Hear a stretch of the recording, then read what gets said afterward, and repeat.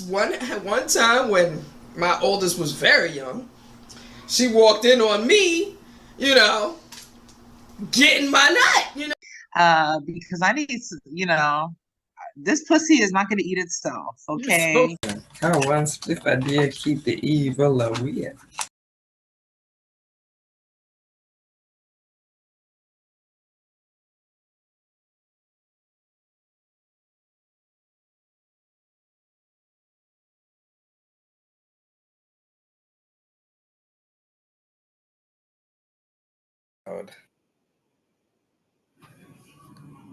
Oh, oh, oh, exactly. I'm supposed to have my headphones on. All right. We're gonna do this. We're gonna do this. We're gonna do this. Cause Lord. Oh shit.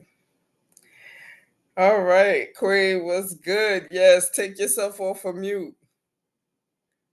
Hello. Hey, how How you how doing? are Yes, you? I'm doing well. Yes, there was a few technical difficulties.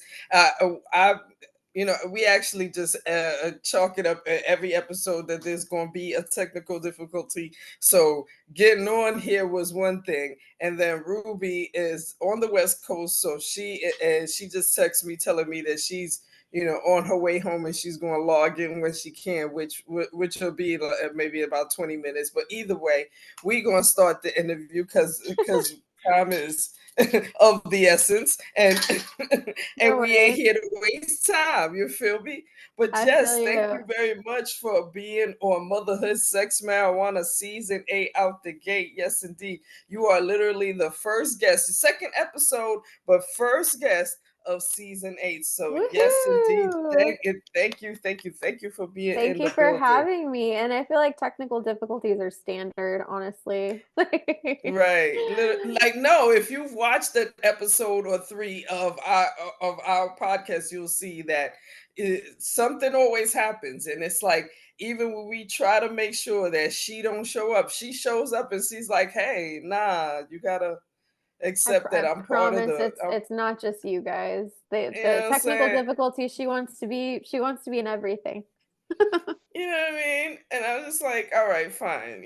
Sometimes I just accept it, but sometimes I'll be trying to fight it. Like, no, there's got to be one episode without you. Something without you. Like, you got to go somewhere. Find somebody else to bother. But Oh, that's either way. funny. But yes, indeed. Motherhood Sex Marijuana in the building. Kai Storm in the building. Ruby will be in the building soon.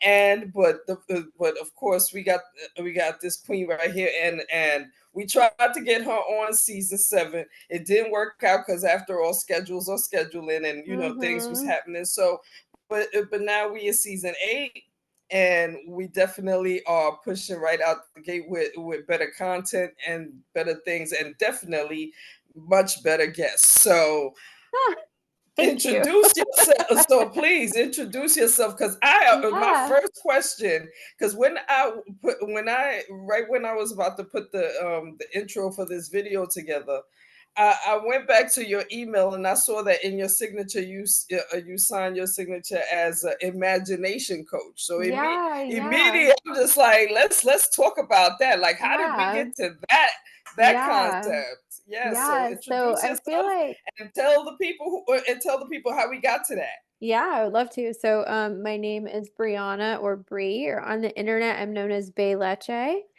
And I am a certified sexologist and intimacy coach, as well as a Mm. mother of two and a wife in an open marriage. Um, Oh, so okay. yeah, but and so the way that imagination coaching came, or why I called it that, I've kind of pivoted a little bit. I just haven't changed my signature, but it still applies. Is I really want to help. My goal is to help everyone to feel free to imagine Mm. who they want to be and what that looks like without restriction, right? Like who do you Right. want to be, and don't limit yourself by I'm not allowed to be that, and I'm afraid to be that. Like let's let our imaginations free, and that's where that came about. Nice, nice.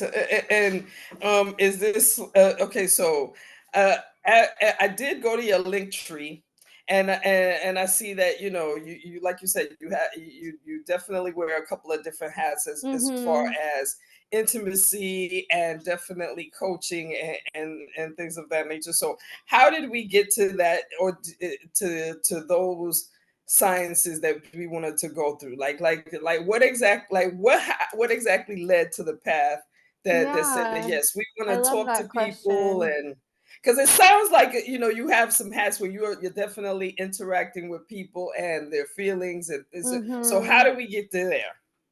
Yeah, so I felt like as a child, I really wasn't allowed to be who I felt I was, right? Like there was a lot of, and I Mm, think that's most of us, right? Our parents have their ideas of who they want us to be. And so they really word. impose that on us. Like you're not and for me, I've always been a very physical person. And as a girl, my mom was really uncomfortable, for example, with me like wanting to play football with the boys and my male cousins. And I just felt like from an early age, I just wasn't allowed to be who I wanted to be.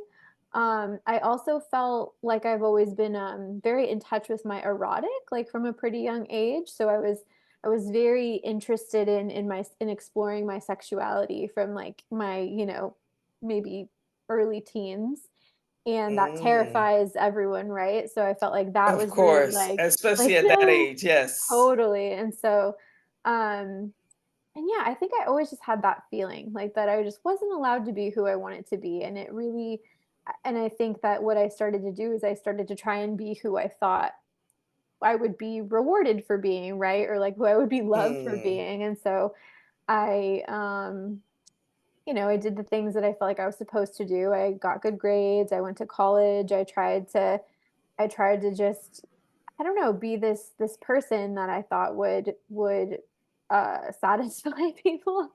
And it was really mm, hard. And then when I was in college, I had this realization that I was non-monogamous. Um, and that was because ever since I was a teen, I always enjoyed being in multiple relationships. right. I would find myself cheating on my boyfriends in high school constantly. And so I'm thinking, what's wrong with me? What's wrong with me, right? And so Right. in college, I started digging on the internet. This is like, whew, what year is this? Geez, I don't even know. A long time ago. Well, I don't know, like 2012. My husband's better with years. I started digging on the internet, and I'm like, I can't be the only person that feels this way. I feel like I could be in multiple romantic relationships. I have been, and it felt good. And I learned I wasn't the only person at all. And so Mm-hmm. that kicked off my non-monogamy journey. Um, so I've been non-monogamous openly for about 16 years now. And Wow. yeah, and that process was really challenging because there wasn't a lot of people doing it. Now it's definitely um more Definitely, common, right? definitely. Um Absolutely. Totally. And so I became really passionate about coach wanting to help others through that process because it was so hard for me to navigate. Um, Mm, and then when I became a mother, kind of another layer of that came is like, who am I allowed to be as a mother and who am I not allowed to right. be as a mother? And I really felt so resistant to like the boxes that I felt like I had to exist in. And um Mm. yeah, so I think that's a little backstory that led me to just like, oh, I just really want to support other people in allowing themselves to to be who they want to be and live outside of these boxes that we're shoved in.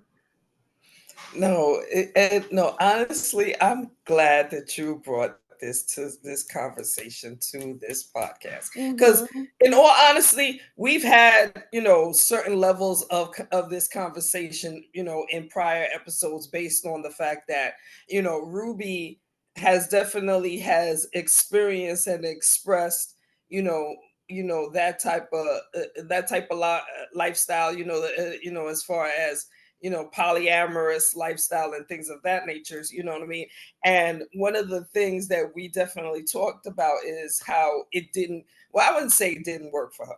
I wouldn't say that. I would say that, what I mean? Like, she definitely discussed with on this podcast how she went about it the wrong way. You know what I Mhm. mean? Because Cuz you're for me, guessing. Right.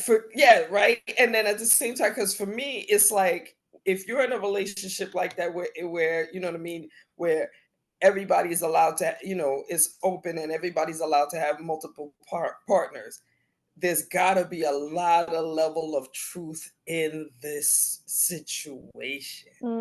You And know what I so much mean? Like you can't communication. there's got to be a lot of communication, there's got to be a lot of truth, and everybody in this situation has to, you know there's no there's no level of jealousy should be, roaming in the circle. It shouldn't be no, or or hidden, you know hidden, agendas and whatnot. It should, everybody's business is on the table. And Mm-hmm. if you're not willing to put all the business on the table, you really can't do this right. You know what I Mm-hmm. mean? So how did you arrive? And so obviously you just discussed that, it took you a minute to figure out the rules for yourself. Like Mm-hmm. what was the process like? Like who helped you, Oh, it and was or you so just messy. or it was just like just you hitting the internet and just letting the internet just Yeah, run, because it was we so all know the messy. internet can run. Oh, So yes. It was very messy. Also, I was in my early 20s, right? So I didn't know right. anything about anything. So even navigating a I mean, not normal, a monogamous relationship in your early 20s is messy. So it was Hmm. really like uh an endeavor that was far larger than I was equipped for in so many ways. And so because Wow. of that, it was very messy. It was very messy. A lot of stumbling, a Hmm. lot of a lot of a lot of what? A lot of just hurting each other because it was my husband and I Yes. trying to figure it out together, and we were both doing our best, but once again, we were 24 years old, and it was just biting off a lot more than we could chew. And at that point, I don't think I was not aware of like coaches you could work with, or there wasn't people in my life where I could call my mom and be like, "Hey mom, like I need help with this Mm, thing." Like, first of all, we don't have that kind of relationship, unfortunately. We're working on it. It's gotten better with age, as does with mothers. But second of all, like um discussing your non-monogamy with people, it really triggers them too. It can. When you tell right. somebody else that you're non-monogamous, it often can trigger a lot in them. Is like maybe that they experienced infidelity and so it triggers that, or maybe they would like more sexual freedom in their relationship and so it triggers that, or like it's really Or judgment challenging. period. Or Or judgment judgment period. Because period. it's gotta be some level of judgment that you probably got or still get, like I'm assuming Mm-hmm. like I remember you mentioned that you know what I'm saying? It's still, you because obviously you can't discuss it with your mom, especially or parents period base, especially if they, are or more of the traditional relationship, Mm-hmm. monogamous relationship. And then, like you said, it's about finding the community to discuss that in the first place, because for the most part, you know we don't just look at it as, oh, you're trying to have multiple relationships. We try and we most people look at it, oh, you're trying to be a hoe. You know what I'm saying? You Mm-hmm. know what I mean? And Yeah. there goes the label and the judgment. You know what I mean? So Mm-hmm. it's like how did you navigate through that too? Yeah. Well, I think that's a really interesting common misconception with non-monogamy is that people are doing it for sex, right? That Mm, can be it definitely for a lot of people, but there are a lot of people who do it because they enjoy having multiple intimate relationships that have nothing to do with sex. And there are also right. asexual people who are non-monogamous. So that is a common misconception. And like throughout my time as a non-monogamous person, it's been about sometimes it's more about wanting more sexual variety, and sometimes it's more about just wanting more intimacy with more people. It's changed Mm, throughout the time that I've done it. Um, hmm. but you mentioned the importance of community, and I think that that's a really big thing for non-monogamous Indeed. folks. It's fair and for everyone, right? So for me, I think slowly I just started to meet more people who were also in the same boat, or at least open to it. And so now Mhm. now that I've been doing it for a while, I have a good amount of friends who either also are non-monogamous or have been non-monogamous, or at least are not gonna bring that level of judgment um Right. of to it. But still it is really challenging. And even I think it surprises me a lot actually, where like I'll hear of like a friend of a friend who like has a problem with me simply because of that. And I'm just like, okay, okay. Well, it will, of course. I mean, let's be honest, okay? Because the people, no matter how you live your life, that's one of the things that we talk about here on the podcast is that because Mhm. obviously motherhood, sex, marijuana, people, you know what I mean, the algorithms of social media don't really like those three words together. So it's Not at like, you all, know what I not mean? together, So so right, and it's like me and Ruby live that life, so it's like Mhm. like I don't understand what you don't like when that's our life. Mhm. So you know what I mean, you're gonna get people that's gonna talk shit, you're gonna get people Mhm. that's gonna talk shit, that's gonna have judgments. And again, the name of the game is does your judgment pay any of the bills? Does your judgment buy food, buy clothes? I'm just saying, do I can I go on vacation on your judgment? Nah. All right then. You know what I mean? Then I'm only gonna worry about the important stuff. I'm just, you know what I mean? Because Yes, at I the end of the do. day, as marijuana mothers, we definitely get judged. You know what I mean? So I can imagine the level of judgment that you may or may not go through. And then at the same time, it's also about teaching people and being around people that want to be taught and Mhm. and want to understand what's, you know, and instead of being on the outside, just, you know, having their own thoughts and ideas and not even asking any questions. Like, Yeah, and I think you hit on it because I think for you guys as well, like what does why does someone feel that judgment when they see those three words together, right?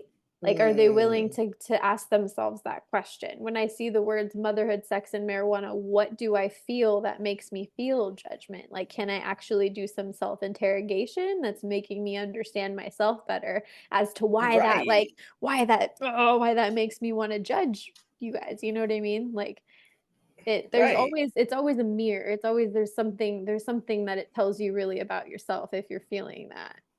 Exactly. And at the end of the day, when you really take the whole concept together, because anytime we're asked, we let people know the concept is simple.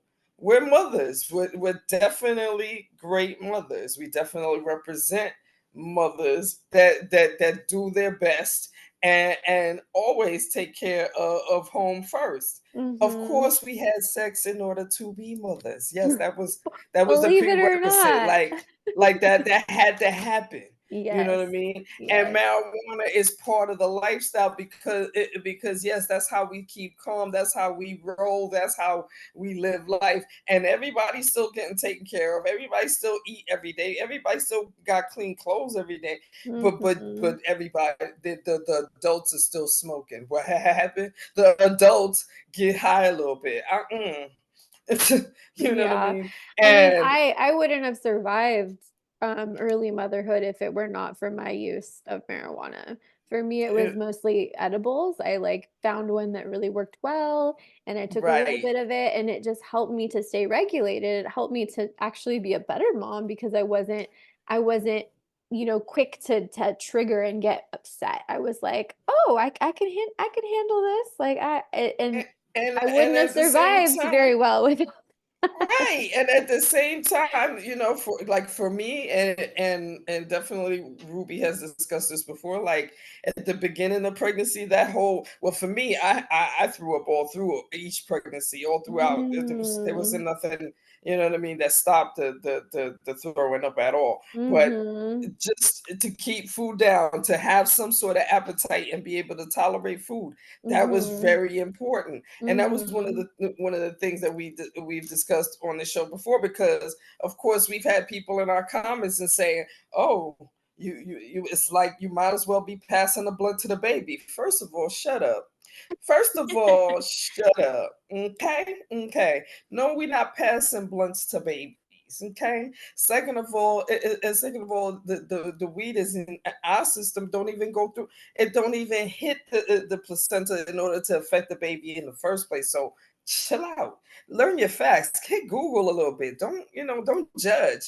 Hit Google before you come judge me in my life. Like, you know what I Mhm. mean? Mhm. But what I want to get back to is because I heard you mention your husband, so I'm Mhm. assuming you met him a long time ago, Mhm.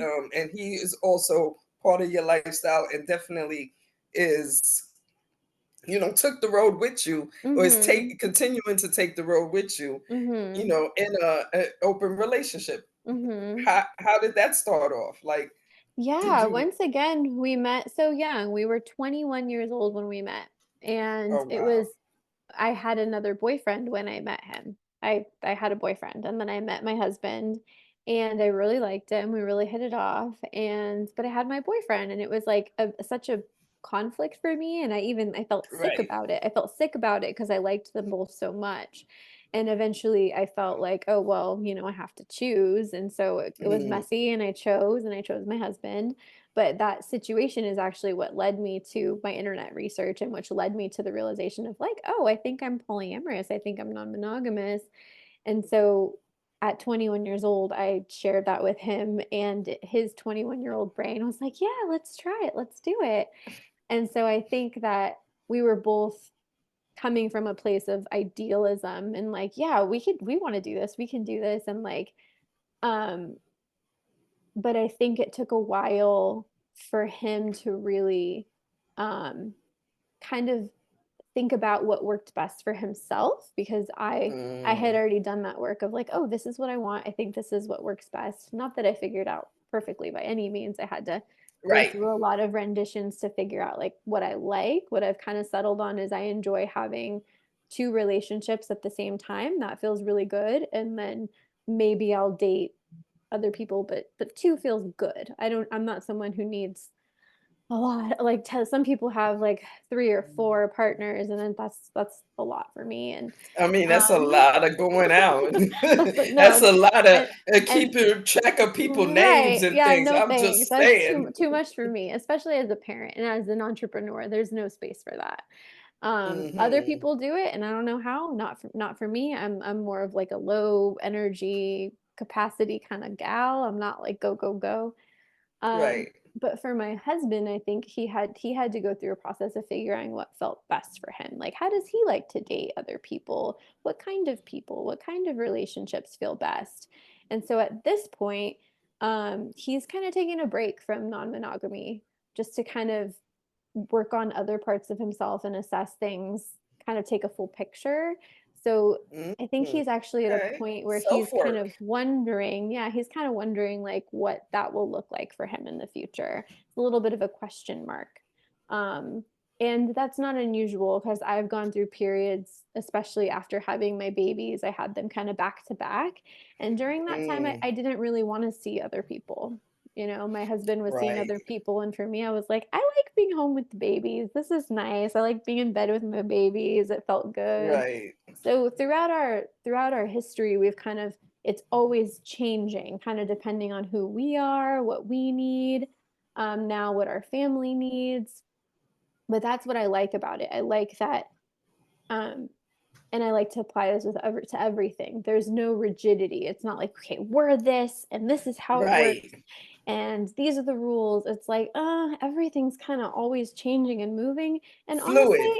I could totally see myself being monogamous at some point for some period.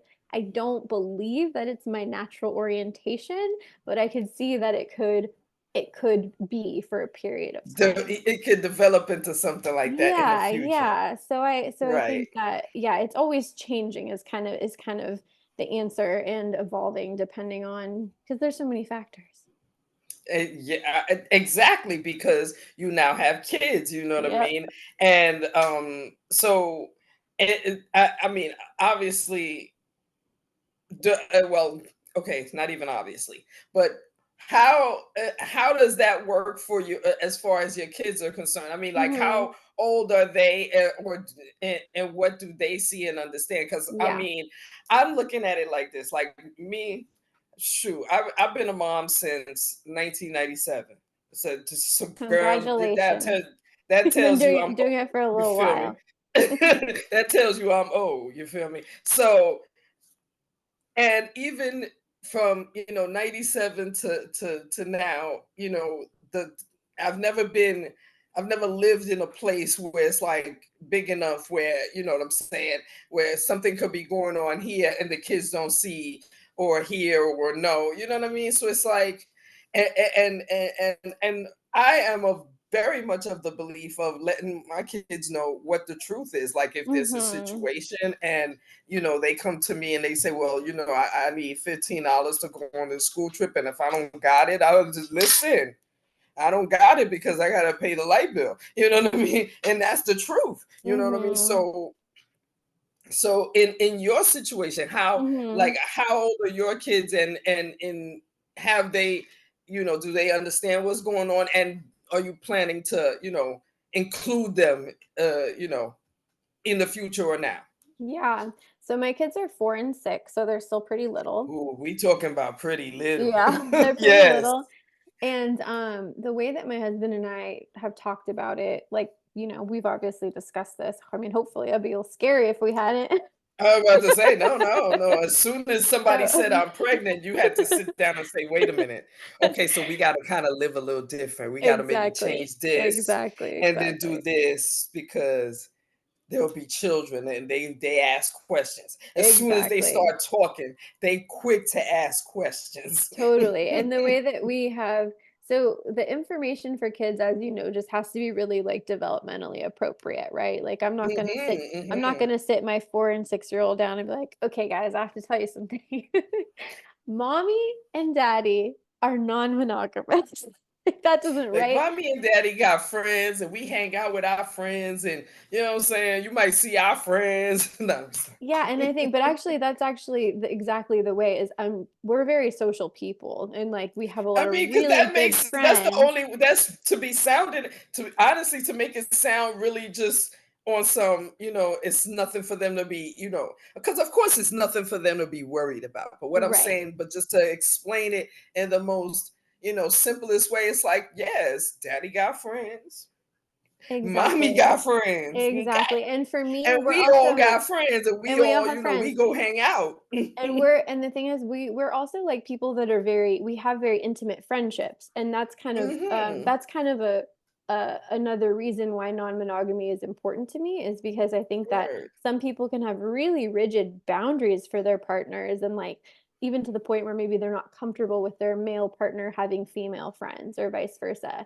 And for me, that never made sense. I'm like, why would I want to limit my partner's connections and people in his life that care about him? And so, with Right. that being said, we both have friends of both all genders, right?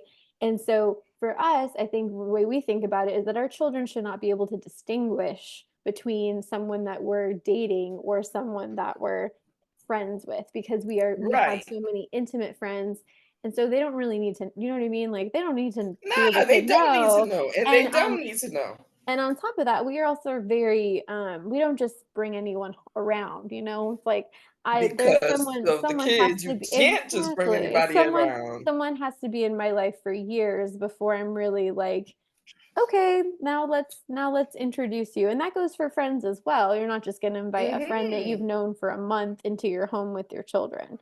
So I think that when they get older, maybe in their teens, if we're still non-monogamous, and if they have a question that comes up, like, wait a second, mom, like, are you wait, like I'm wondering, but it's also what I do for work. I'm also a coach that works with a lot of non-monogamous folks and kinky folks. So I imagine my children will have Mm. questions and we'll have that conversation just based on the things that they hear me talking about because it's my interest, it's my field, the books that I have around. But I feel really equipped for those questions when they come up because I think, like you said, honesty, it's not hard. And I remember my dad telling me that maybe the best piece of advice he ever gave me is like, when in doubt, just tell the truth. Kai Storm in the building. Motherhood Sex Marijuana. Rolling Papers in the building. Motherhood Sex Marijuana. Merch in the building. If you're here, we thank you and we most certainly appreciate you. But we want you to spread the word, tell a friend, subscribe, make sure and get yourself some rolling papers. And of course, if you want to sponsor an episode, if you want to be on an episode, if you have products you want to show us that we want to show the people, come through. You feel me? Motherhood Sex Marijuana Rolling Papers, merch, YouTube, subscribe, fight all the algorithms and let us get in. Yeah. I mean, honestly, it in the day and age that we are growing, like these children, I'm sure your children, even before they learned how to, talk properly, they were able to find their favorite shows on your phone. So that alone tells you that they are, technologically advanced. They're Mhm. definitely, see a lot more and be, based on social media and things in that nature. So a lot, so they're learning a lot more. And the younger they are, the more questions could come out, and you honestly have to be ready to Mhm. answer them. Like as a good parent, that's what you're supposed to do, is to Mhm. not drown them with information that they definitely can't deal with, but definitely, hit points to make it, make it clear. Like, look here, I'm gonna give you an answer that's, age appropriate. Mhm. Like when you get older, we could talk a little different, but right now, this is what you could, take from this conversation. Yeah, and Now, we're also in Los Angeles too, so we're not in a okay, place we're not in a place where like no where they will never encounter another person that's doing it. Like I right. think I think that matters too. Like if we lived in a more like rural town where it was really taboo, then that would Hmm. change maybe how the conversations were happening just to protect them. But we live in Los Right. Angeles where like there's a lot of There- non-monogamous well, people. there's a lot of things going on, so that's cool. That's definitely, and see, that's a good benefit too, to mention that, living in big cities, you'll see different things. You'll see people. You know what I mean, people of all walks. So you're not afraid, or timid by whatever you see, because you're just like, okay, that's what that's the normal around here. You know what I mean? Mhm, mhm. But how is it with you? Okay, so how is it with your parents? Like, because I'm sure, because again, we got while we live in this lifestyle, we got to be telling the truth to everybody, whether Yes, they like yes. it or not. Yes, So yes. how do the parents handle it? Yeah, so I kind of mentioned my relationship with my mom a little bit before and how it's been challenging and Hmm. we've been building and as I've gotten older, like it gets better. And so what Definitely. I know though, I knew that she would be very triggered by the information. I knew she would because it's just there's parts of her story that and part of our family history that would make it very triggering. I So can imagine. I think a mistake that some people make when they find out that they're non-monogamous or they get excited about being polyamorous is they feel like they have to take on the identity and tell everyone they know and be like, I am polyamorous, hear me roar. And for me, I was like, that's not a good idea. No, it's So, definitely not, because and again, you got to be ready for what people are going to say afterwards. And exactly. people like your parents will hit you with some hard, I'm hurting your feelings type of questions. Oh yeah, it's Like their what? job. It's their job. Like And what? so You just so gonna be for spreading it? Like, so you know what I'm saying? my Like my mama would say that. Like my mama be that's like, "Oh, so you funny. just gonna be spreading it?" And I'll That's just be like, hilarious. "Okay, lady, see, you ain't gotta talk to me like Yeah, that. chill out, mom.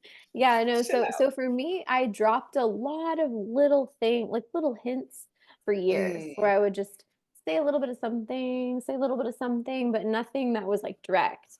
And right, so I right. think that by the time I told my mom, she had suspected it, but I actually told her we were at she took me out to dinner for my birthday, not very long Mm, ago, maybe 2 years ago. And okay. I don't remember what we were talking about. I think she was talking about, oh, she was talking about like maybe like how a lot of NFL players, how it's just common knowledge that they cheat on their wives or something like I that. mean, And then I sports was like, players, well, what if, period. Let's be honest. right. And I was like, well, what if it was just an honest conversation? Maybe what if they just had conversations with their wives and they just know like it's cool for everyone because they're famous. And so they're like, cool, you do you and I'll do me. And my mom was like, what? And then I was like, and then I think it evolved into me being like, well, I've been non-monogamous for 10 years plus. And so I was actually really proud of her because she definitely got triggered. And I saw her working really hard to take herself down. And I actually wrote an article for Refinery 29 about this dinner date that we had and like how it all unfolded. But overall, she did Wow. good. I think she just said something like, well, I'm not surprised because you've always been weird, I think is what she said. So Okay, see, not too lady, bad for all the things she again. could have said. So I was really proud of her. And now we mostly don't talk about it because I just know that it's really hard for her. And I'm okay with that. But I also feel happy that she knows because I don't want to have to hide who I am. That's not fun. And I don't ever want my Right. kids to feel like they have to hide who they are for me. And then as far as my dad goes, I told him before, maybe like 6 years ago, 7 years ago, because he's more open-minded than my mom is. Mm, And I don't remember how that conversation happened, but he met it with curiosity, which felt really good, where he was just like, "Oh, how does that work?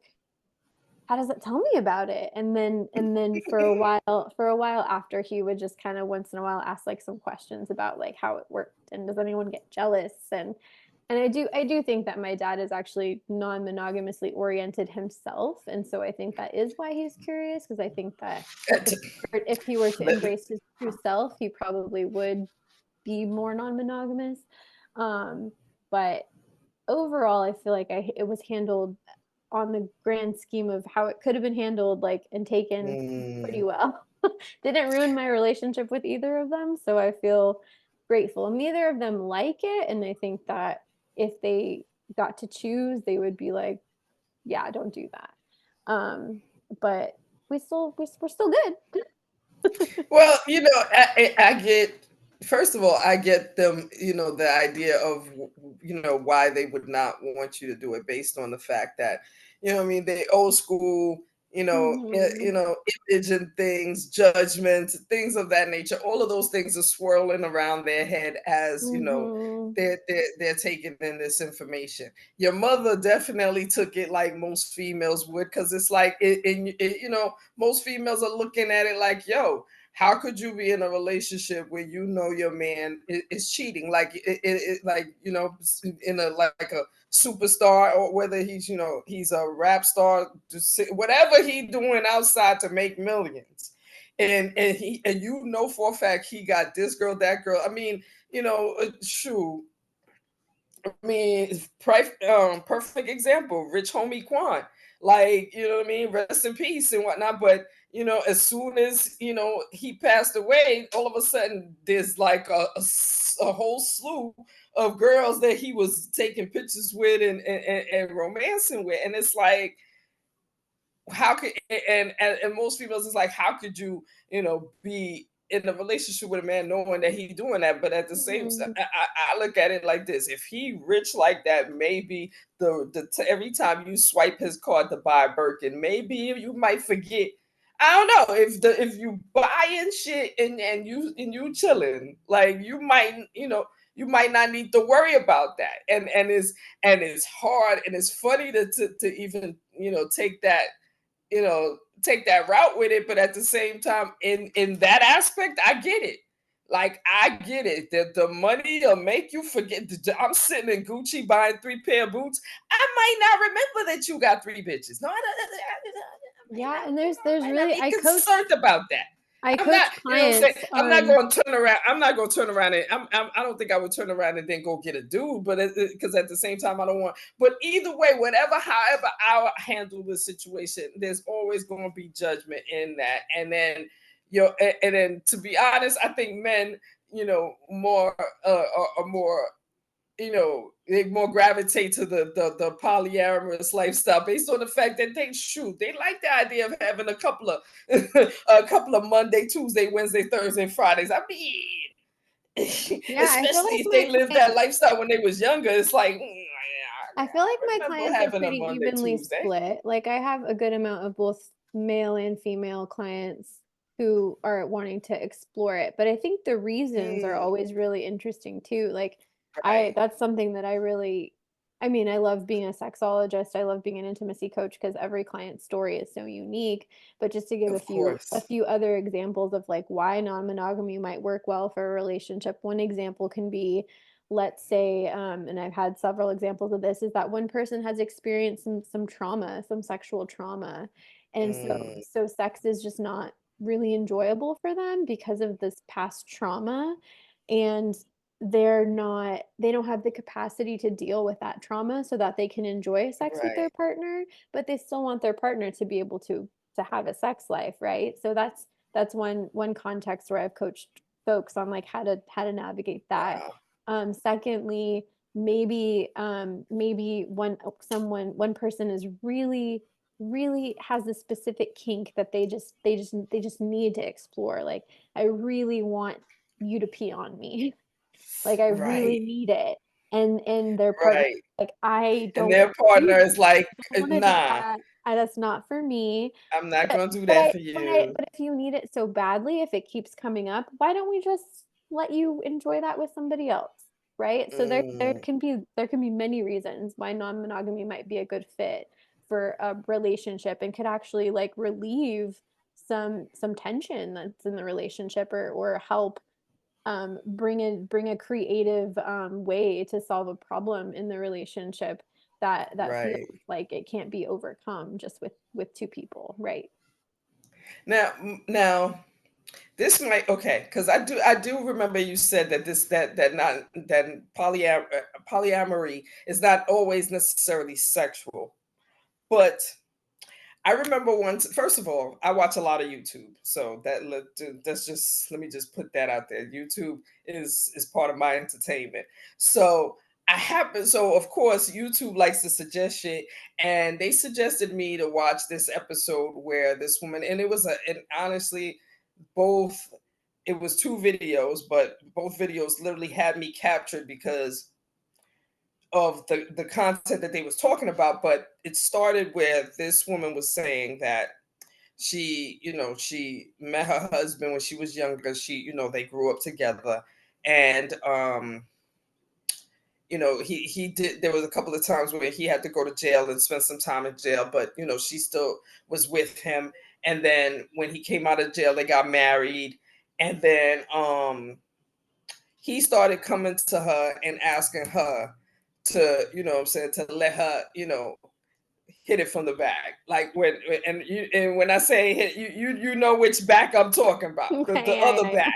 yeah, You feel me? yeah. So, and in her mind, she was doing it because she wanted to please her husband, because as far as she's concerned, she was just like, I'm pleasing my husband, but she had no, but It she didn't do didn't like anything that for shit. her, yeah. She didn't like that shit. She was disgusted with it. So on that note, are we talking polyamorous relationships where it's like, your husband could be with a man or you could be with a girl, or how does that work, if that's ever been discussed, is what I'm asking. Yeah, yeah. And I think so I'm gonna back up a little bit because there's with non-monogamy, I say, and I used to call myself polyamorous, and polyamorous, it means that you have many loves. And I Hmm. used to use that it was like about I want to have multiple relationships. I could fall in love with multiple people. But now I say non-monogamy, and that's more of an umbrella term for like it could look a lot of different ways, right? So Right.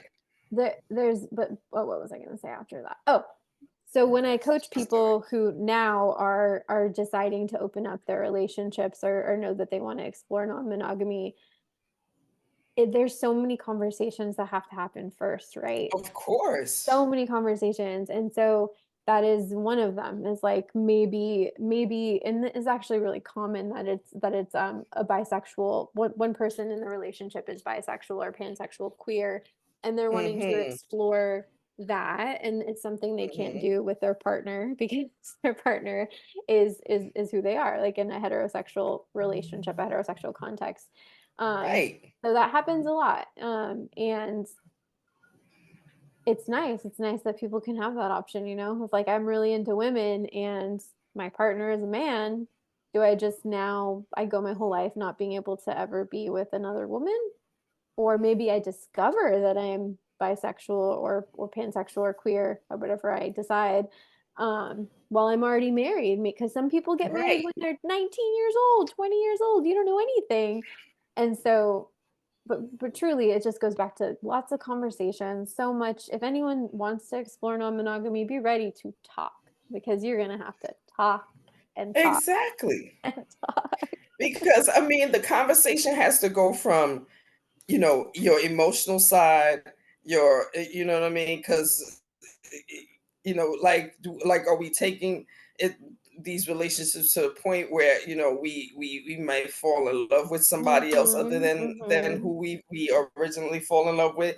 That, mhm, that whole emotional trip, which again brings in jealousy and things, mhm, like you doing things with that person that you're not doing with me and things of that mhm, nature. That's a mhm, discussion.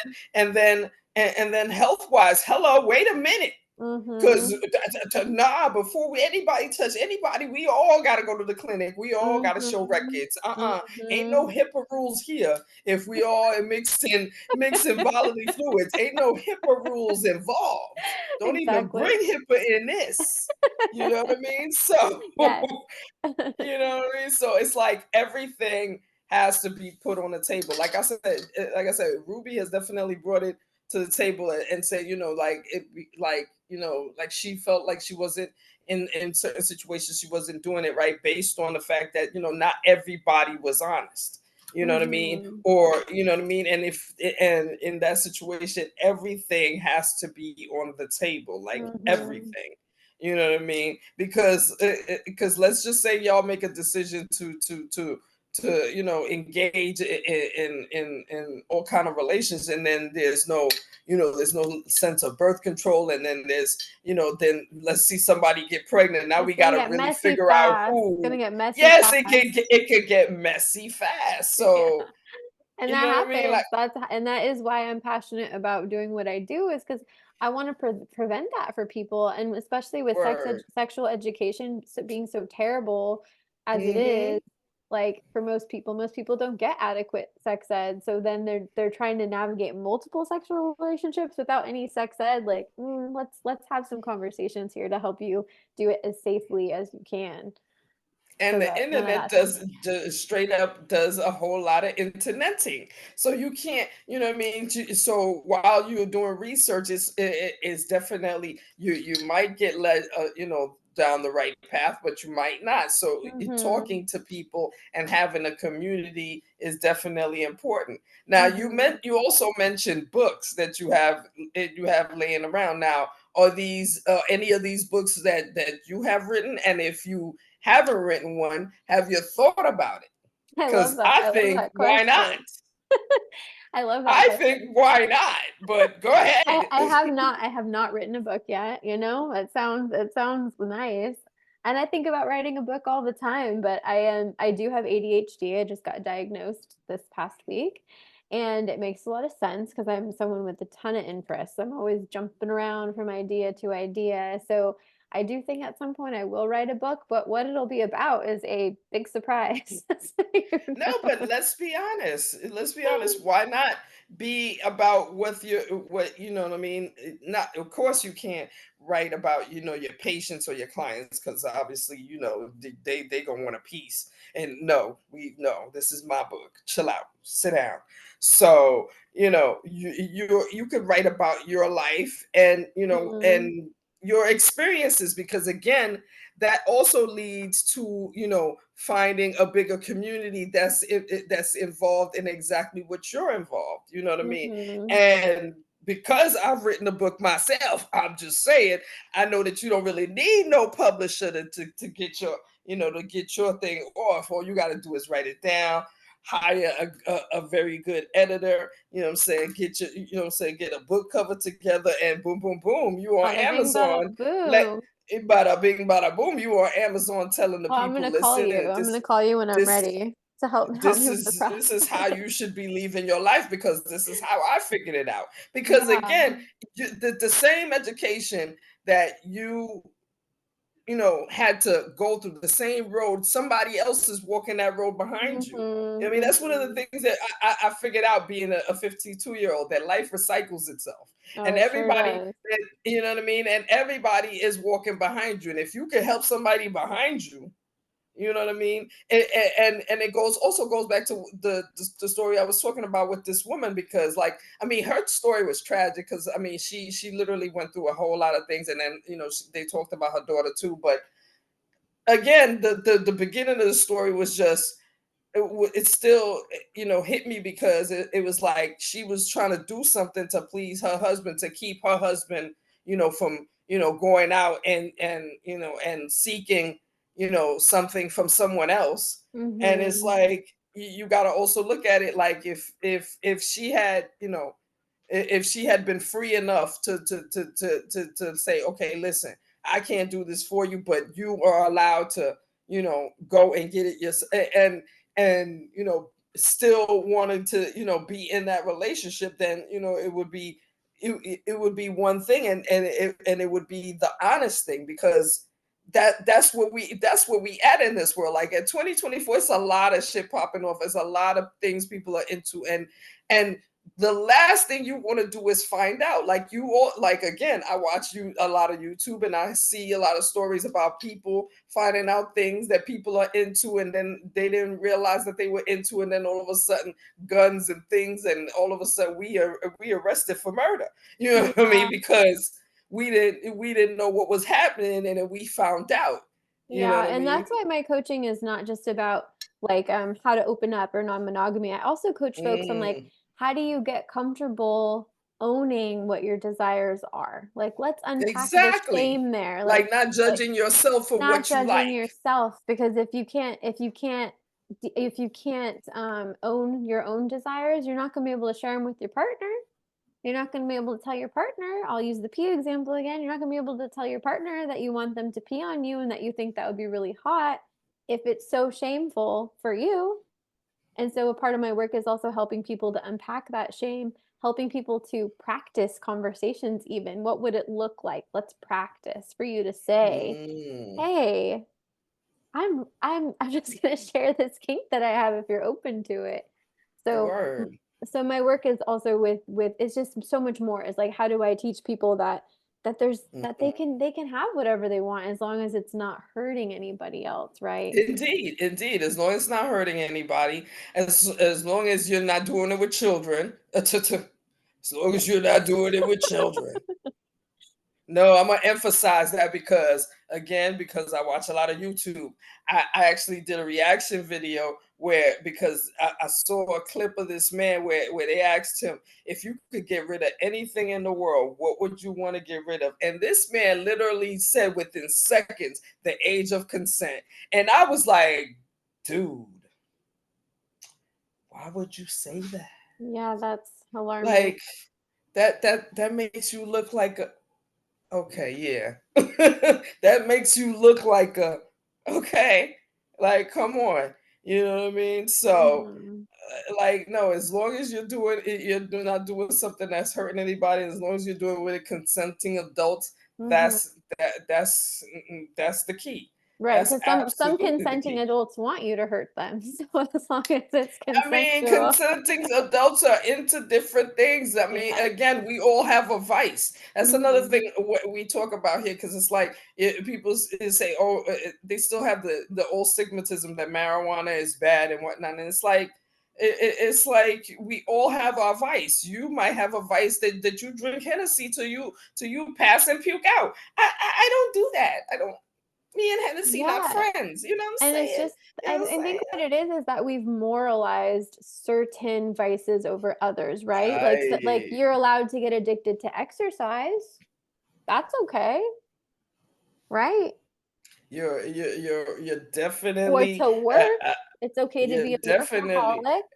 it's okay it's still okay to gamble, even though, because let's be honest, every time the sports game come on, they make sure and tell you, oh, you could bet some money on this and this and this, and come on now. We pumping vices on a regular basis. We just got an approval. You know what I'm saying? We got approval on what vices we like to see amongst people and what vices we don't like. Let's be real. Mhm, Let's be mhm, real. But mhm. yes, absolutely. But also, so you talked about your cannabis use, and was it just during pregnancy, or were you always a cannabis lover?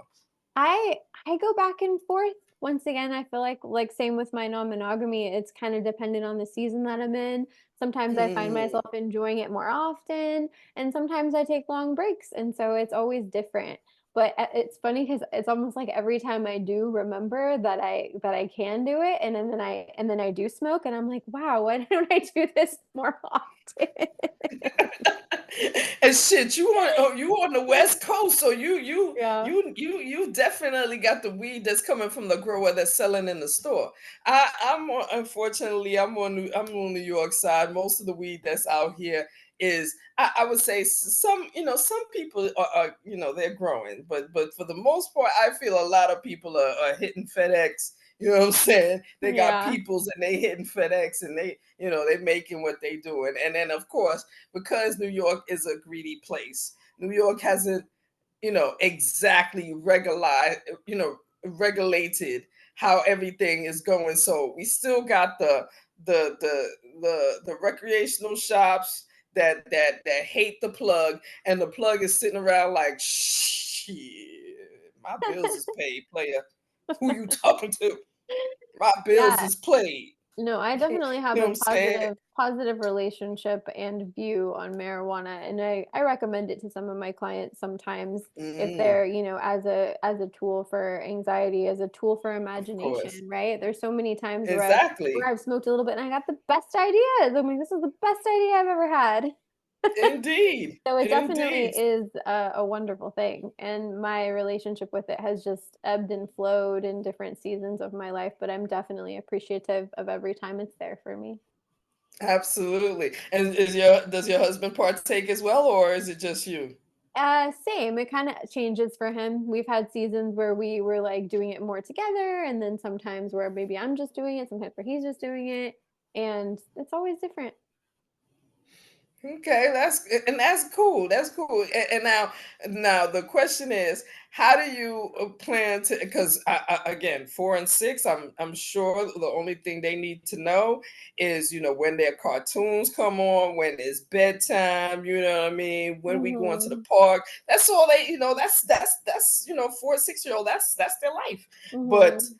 as far as a subject of marijuana, Mhm. how what exactly do they know? Because in my life, I'm gonna tell you like this. Like I said, I've been a mother since 97, and I'm living in New York. I've lived in small places. So Yes. marijuana is a female that has lived in my house for the longest, and all of my kids know her. Nobody's scared of her. Nobody is Yeah. worried about her smell. Nobody is checking for her, because everybody knows she live here. You know what I'm Yeah, saying? I mean, So I think of it once again, I think of it as all the other vices or like ways that we can regulate or cope. It's a tool. And so why would I be ashamed of mm, that, right? So my daughter has helped me grind my weed before, when she was little, nice. she'd like to grind it and it was fun. And like I think um it's actually a good gauge on if you do feel ashamed of your use or not, is like if is how comfortable you are sharing it with your kids. I mean, not literally, but like sharing, like show it, like letting them see it. But yeah, I felt no need to hide it. And like when they've asked, I've called it medicine. I'm like, oh, this mom is medicine. It helps me to calm Basically. down. And they, there's no, that's it, like it's Exactly. easy. And I feel like that's the best way to introduce, like, first of all, that's the best way to not only represent as the parent that's going to tell you, like, when my kids talk about me, I'm pretty sure they tell whoever, yo, my mama keeps it real. Mama ain't got time to be hot. Yes, she smoke her little weed. You know what I mean? Being so that alone establishes that you're always going to tell them what it is. Like, you can trust mama, and mama can and be trusted. So when you got Exactly. information that you need to share, just talk. We cool. You know Amen. what I'm Why saying? create a culture But of shame or a culture of secrecy when you don't need to do that? and then on top of the fact, it's also reactory to how I grew up. Because I mean, my mama, I wasn't able to just walk up to my mom. First of all, my mother didn't drink or smoke hardly ever. You know what I mean? So smoking definitely, but drinking every now and then, but not really. And she never got drunk. I've never seen that woman drunk. So, but it's never been like it wasn't until we were grown women where I could feel I could definitely tell my mother anything, you know what I mean, like It and does and take that and that's long, doesn't because it? and it's like, yes, I recognize that it took that long. I recognize that it took growth to get to that point. You know what I'm saying? And at the same time, I also recognize what's wrong with that. You know what I mean? Mhm. So, you know, so with my kids, I like, listen, like, yeah, if you do something wrong and if I catch you, yes, let's stop playing with me. But it listen, if you want to just tell me something, I'd rather you just tell me than me finding out. And you know Mhm. what I mean? Because then we can have a calm conversation about it. And I'm going to tell you what it's I'm not gonna pretend, I'm not gonna sugarcoat, I'm gonna let you have it. Mhm. Whether it's good, bad, and indifferent, so that you understand that I'm here for your benefit. I'm not here to hurt you, and nothing I'm gonna say gonna ever hurt you. Like nothing. Like I would never be alive and watch somebody hurt you and let it happen. Like that's not gonna ever happen. You know Mhm. what I mean? So this is that is so having that establishment of honesty, yeah, that's good. And then of Mhm. course at the same time you got to give them the don't go to school and talk to your teacher about grinding my weed. No, because no, because she not She gonna might not like understand. that. No, because she you know what I'm saying. What happens in the house because she I feel is like she might not and kids then kinda if then I understand have that, to. though. I feel like kids understand that, like, they understand that, like, Well, your it home all life is your depends too, home life, you because know? kids are innocent too. So depending, Mhm. and Just say it. my youngest is definitely a talkative one. So so because she's talkative, I'll be like, yeah, yeah, yeah. Make sure you, yeah, yeah, yeah, because I know you like to talk. I know You're like, "Not and this one. Don't talk about this one." yeah, and her teachers have told me that yeah, she's a great conversationalist, and I'll be like, yeah, as long as she don't talk when she ain't supposed to talk, it's all good. It's all I good. love that. Because they not gonna understand. They not gonna Mhm. understand. You know what I'm saying? They not gonna understand. But but I actually got a message from Ruby. I think she's caught up in some situation, but it's all good. We definitely got a great conversation going Yeah, here, yeah, it was and, such a good chat. you know what I mean? And I definitely love talking to you about it. But of course I got a couple of more questions. Now have you ever had a situation where you had a client where they either rubbed you the wrong way and you had to cut them off, or they was just or they came off disrespectful? Was there ever a bad situation with one of your clients? I was just talking to somebody about this, about how I feel like I'm really lucky that I have a very good radar for people. And so even in my Mm, personal life, I've been very lucky that I've had almost zero terrible experiences. I've had zero dating experiences that were terrible. I've had really no friendship experiences nice. that have been very terrible. I think I'm just blessed a little bit with like a good radar for people. So even with my clients, Nice. if we usually have a 15-minute discovery call first to kind of see if Okay. it's a good Okay. fit. And so there have been a few times where in that call I didn't feel good about it. And so I'm like, I don't I maybe if they did want to book and I didn't feel good about it, like, hey, I actually I'm gonna refer you to here's a few other people that might be a better fit. Um, Right. you don't I love that I don't have to work with anyone I don't want to work with, and my radar has Own boss. Nice. It's kept it good, so I've been lucky. Okay, good. And I'm glad that has happened to you. It definitely I've never heard of nothing crazy, but I at the same time I feel like in every aspect, especially when we're dealing with therapy and dealing with people's emotions. Mhm. And you know what I mean? You definitely got to be prepared for, something, to go haywire, especially if you don't know if, if this person before you, was prescribed some type of medication that make them, go off and whatnot, and you don't know. Yeah. You know what I'm saying? I mean, So, I've definitely had clients that have had like have had some poor boundaries or have like tried to maybe just have conversations with me that might make other people really uncomfortable, but oh, because I am in the field that I'm in, like I think I have a higher comfort level, right, with certain things that like other people might be like, okay, we're not talking about this. And I also have the skills of holding my own boundaries of being like, we're not here to talk about that. Like, right. so I think Let's that, redirect. Let's redirect. yes. So I think that even if I do have a client that I feel is like teetering on like wanting to cross a boundary, I'm really good at being able to hold my boundaries, and people sense that and they respond. So it's been all right. Okay, good, good. Because after all, I mean, wait a minute. So when you do see clients, or do you have like a actual brick and mortar office, or is it like virtual visits? What Not are we yet. doing? I'm doing virtual for the most part. And then every once in a Mm, while I have a client that's in LA. And so I will either rent an office space, or sometimes I've had really nice sessions at the park as well that have been nice where we can just have a conversation, because all of my clients are dealing with different things. Like I also help clients with things like anxiety, like how do I gain more tools because I'm feeling so anxious. mm. So I do have a wide variety of clients where we're not just sitting at the park talking about very explicit things, although I've done that too, and as long as no one's in earshot, then that's okay too. I've helped people work out their kinks at like a park bench.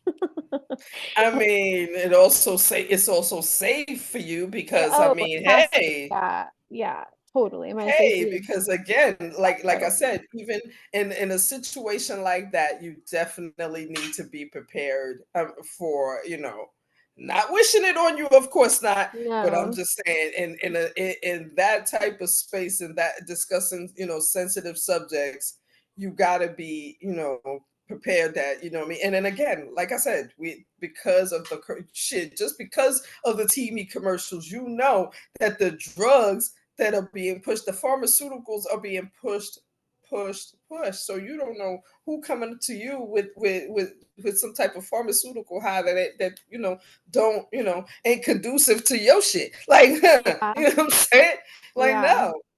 You know what I mean? But but then again, like you said, you definitely have, the 15-minute call to, judge out the person, and to see where their headspace is at before you actually take them on as a client. And then of course, seeing, somebody in an open space like a park, or like, like a coffee shop, something, anything that, people can see what's going on if you lose your mind. Okay, people yeah. can see. And I mean, I would like to have an office, hopefully within the next few years as I'm building my practice. It would be nice to have an office, but I'm just getting started because I had my two babies, so I feel like it made, motherhood so demanding. So it did make Right, of my course. career has like, I feel like I've gotten walking with it, but I'm not running yet, but soon. So So when did we start this officially then? I've been coaching for about 5 years now, Okay. but my kids are 6 and 4, so I Exactly. so I've had Exactly. even though I mean I'm really proud of myself because I've made space to still keep going with it. It's never stopped completely. I've always had at least had like one client on my roster. Um, Mm, but yeah, I feel like now that my babies are a little older, I can really get moving with it. They're both in school full time now, yeah. so my availability is open, which feels so good to be able to really like work on getting more clients. If anyone listening is interested, I have more space than I've had before for new clients. So you can find me at Nice. bayleche.com or on Instagram. And I'd love to chat with anyone who like has heard this podcast and is like, I can I have some questions. I have a Oh desire to yes. explore. Oh, definitely. We'll make sure to include all that information in the description box. You know what I mean? Because season 8 is going to be dropping on YouTube on November 3rd, on a Sunday, November 3rd, and you'll be the second episode. So the Sunday after that is when this episode will drop. I'll make sure and send you the link Oh, of once course, I of put course. it on. Once I put it on YouTube and whatnot, and of course, shit. I feel like at Fort Six, you definitely, can, if you, can, do the daycare, a couple of times a week. They definitely can, get interacted with other kids their size, and you have time to come up with with ideas. Definitely have clients. Definitely write that book, like I said. I'm just saying, and you have time to be creative. After all, that's one of the best things about, as they grow. You definitely open up time for you to do what you need to do, so that they see what you're doing, and they see that, Mhm. you're not just, like you said, you're working for yourself. You're not, you have your own schedule, and that's the kind of things kids need to see. I don't think, I am definitely one of those people that don't think that the kids don't need to see, you just going to some job every day and putting in 8 hours and just, and not doing anything creative. They also need to see that, you try different things, and you're motivated by different things, so that they can also be motivated by different things. Yeah, and that It's all you about live a growth. rich life as a full person, and that was really important to me Mhm. too when I became a mom, is like, how do I how do I not lose parts of myself that are really important to me? How do I keep those and not get lost in motherhood? And so that was definitely a part of my journey, and I did some photography work exploring those themes too, of like motherhood and sexuality, because it is Mhm. such a thing that people have such a hard time putting together, even though, once again, as you said, to bring it all back around to the beginning, how do they think we got these babies? Like, because we Exactly. had sex, we did that. And we're gonna keep Exactly. And there shouldn't be any shame in it. That's another thing that this podcast represents. There shouldn't be any shame in how you handle the scope Mhm. of your motherhood. You know what I mean? Mhm. As long as you're handling it. Now, if you're one of these, waste gals, that's just, dropping them and dropping them off to grandma, and you running around these streets and don't care about these kids, yes, you the ones that we definitely don't like to deal with, and don't want this. You don't want y'all representing us. No, we are handling our business. We are definitely trying to create different ways to move around, as you see one right here, and and the name of the game is to elevate. And yes, we absolutely need our plant to elevate. We need our plant to be creative. We need our plant to go on, and I know there's you're no making me you're shame making in me it. wanna have some right when I'm done with this. You know what I mean? There's That's what no I'm doing shame in it. tonight. You know what I mean? There's no shame in it. There's no, and the sex that we, again, talking about sex too. It needs to be, in a more, having somebody talk about sex in a positive way, and having, positive things being said about sex, and conversations about sex is also important too, based on what is going on in the world. Like, keeping it Mhm. quiet and keeping secrets is not how we going have be fully educated about what's going on, and Mhm. especially if you're raising daughters. Like, no, like, they of all people need to be full educated. That's why she looking back, because she's still trying to learn, trying to be nosy in my business. I You love know what I it. mean? But But yeah, yes. you hit on another thing where I think where like marijuana and sex overlap is pleasure. Like, we Hmm. humans, I think there's a lot of shame around pleasure and around Right. prioritizing pleasure, and uh our pleasure is powerful, and our being connected to our pleasure helps us to tune into our power, and it's Hmm. just so important. And so I just see that overlap in like your work as well, as like how important that is. Absolutely. And the fact is, like you said, in your relationship, it's, your, however you get pleasure is is definitely part of your growth. It's part of of your well-being. It's part of Mhm. self-love. It's part of, self-care.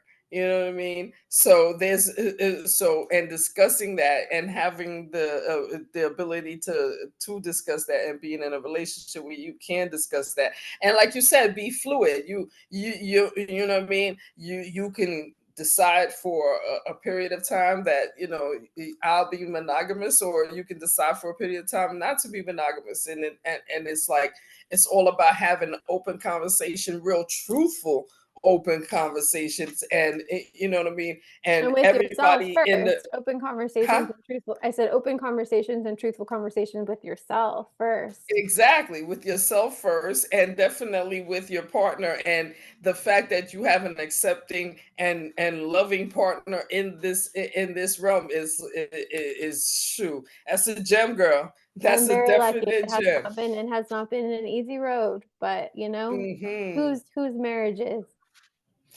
Exactly. Nobody's marriage is, but you know what I mean. But it all goes back up to the foundation of honesty. If we all are Totally. being honest with each other, you know what I mean? Nobody, no, like I said, no waste gal can't come up to you and tell you nothing about your husband, because it's like, girl, I've been through that. Who is you? Where you come from? Exactly. Exactly. Where you come from? You gonna tell me something about at my house? Nah, you'll never succeed. You'll never succeed. And I feel like we could talk for a really long time, but I think Oh no, no.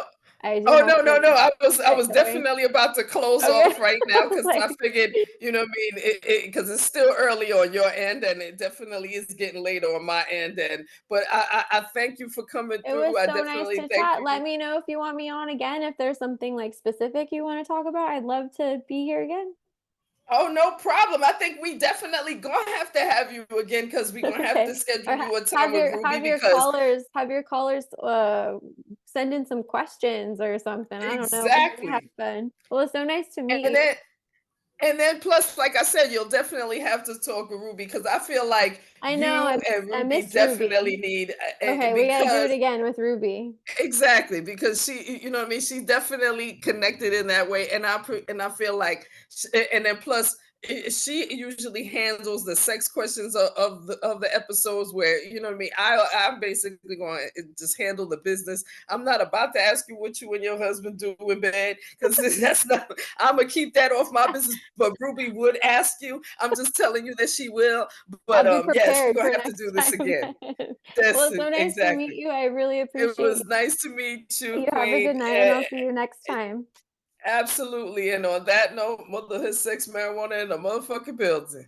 All right. Woohoo! Good night, honey. Good night. Bye. Bye.